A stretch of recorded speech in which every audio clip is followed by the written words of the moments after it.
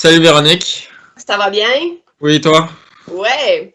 Aujourd'hui, on va parler de planification parce que quand on fait de l'entraînement, que ce soit pour n'importe quel sport, c'est vraiment important de faire une bonne planification pour être à son meilleur au moment où on le désire. Ouais. Quand un kinésiologue fait une planification, il y a toujours les mêmes blocs qui vont être dans un certain ordre. Par exemple, on a la préparation générale. Ensuite, on passe à la préparation spécifique.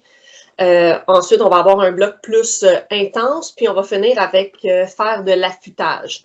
Donc ça devient un peu complexe pour les gens qui ne sont pas dans le domaine de comprendre ça. Est-ce que tu peux me dire rapidement, pour le vélo, comment tu vois ça, chacun de ces blocs-là?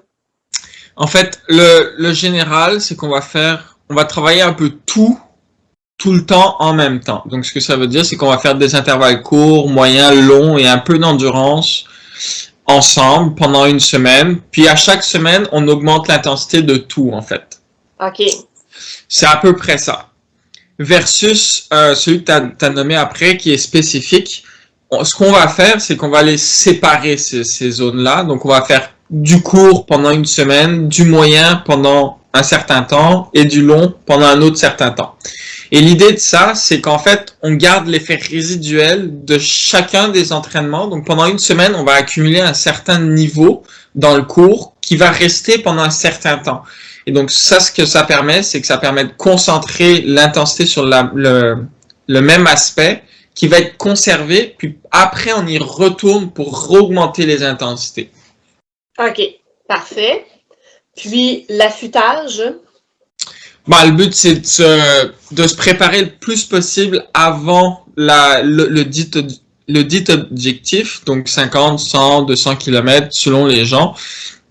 Et le but de ça, en fait, c'est de se préparer au niveau physique, c'est ça, un peu de s'affûter. Donc, ce qu'on veut, c'est perdre un peu de poids, se préparer au niveau de l'alimentation pour le défi, en fait, et préparer le corps à cette surcharge du défi, en fait. Puis, si je me trompe pas, souvent, on va avoir comme une baisse de volume juste avant d'atteindre notre objectif parce que on veut pas avoir une croissance linéaire. On veut avoir un petit break, donner un break au corps pour se reposer avant de faire notre objectif, histoire d'arriver au sommet de notre forme.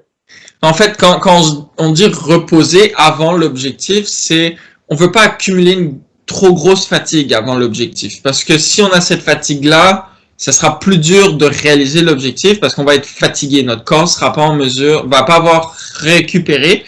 Mais on peut quand même faire de la récupération active.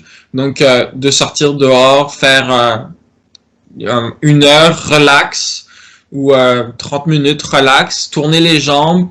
Ce que ça va permettre, c'est que ça va garder un peu les acquis, mais ça va permettre aussi d'activer la circulation sanguine, de se préparer au défi et non juste arrêter tout d'un coup. Et là, on va avoir un effet négatif un peu. Mais c'est ça. Le but, c'est pas d'avoir trop de fatigue, mais d'en faire juste assez pour garder le maximum d'énergie quand on arrive au jour J. OK.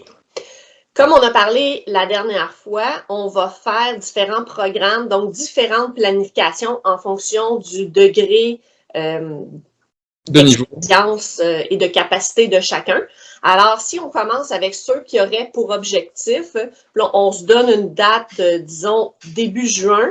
Donc, ceux qui auraient pour objectif au début juin de faire un 50 km. Bah, comment tu vas prévoir leur planification à ces gens-là? c'est sûr que pour des gens qui ont pour objectif de faire un 50 km, on est plus dans un ordre d'idée de débutant. Parce qu'on s'entend qu'à partir de 100 km, on commence à être intermédiaire, puis au-delà de 100 km, c'est qu'on devient expert dans tout. Et qu'on a quand même appris à gérer son effort, et ainsi de suite. Donc, pour un débutant, l'idée, ce qu'on veut, c'est de faire une programmation qui est générale. On veut travailler tous les aspects en même temps pour que on monte tout d'un coup. Versus quelqu'un qui serait intermédiaire ou expert, lui, il a déjà certaines forces et certaines faiblesses. Puis ce qu'on essaye de faire, c'est de rééquilibrer ça, mais en augmentant le tout ensemble. Donc, pour les débutants, ça serait une préparation générale.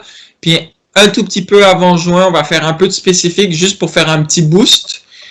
Embarquer dans le bloc, un petit bloc d'endurance, un petit bloc d'intensité encore plus intense. Et après, on fait une petite période d'affûtage pour aller pour le défi de 50 km.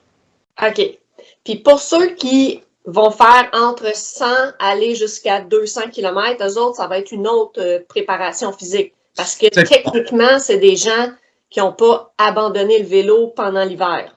Ouais. On prend pour acquis qu'ils roulent encore un certain volume. Ils partent pas de nulle part. Ils ont peut-être fait, par exemple, du ski de fond, de la raquette, des sports d'hiver pendant la période d'hiver. Donc, ils ont quand même gardé un certain niveau.